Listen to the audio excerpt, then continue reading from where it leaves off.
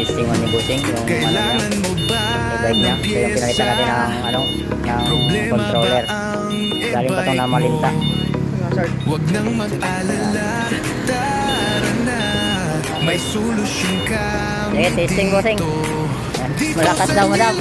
Sabi ni Busing, malakas na daw. Ayan, madam. Ayan na si boss, umikot. Ayan na boss Busing. Ayan. Ano boss, okay na boss? Ayan, si madam naman yung mag-testing. Ayan, testing naman ang madam. Oh, malakas. Dandaan lang po madam. Ayan. Madam na naman. Ayan, madam. Pamalinta pa itong mga Busing ha.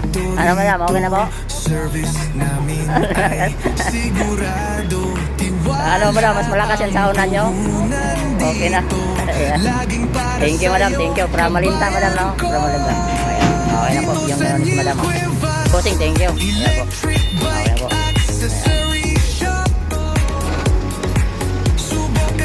Okay na po, thank you po. Okay na po. Palit tayo mga Busing, controller.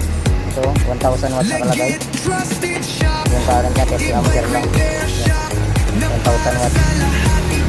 Papalitan natin ng 500 watts. Sim lang, 30 ampere. 500 watts. Dito sa trailer to bike. Ito yung motor niya.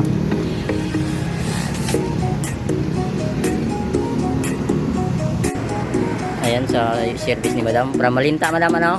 Malinta. Ayan, balik tayo ng controller. Controller. Ayan, 500 watts lang pinalit natin. Ito yung stock ni madam nakalagay 1,000 watts. Ayan. Pero yung current niya 30 ampere lang. Ayan. 500 watts lang. Ayan. Balik tayo ng controller. Ayan, gumagana na.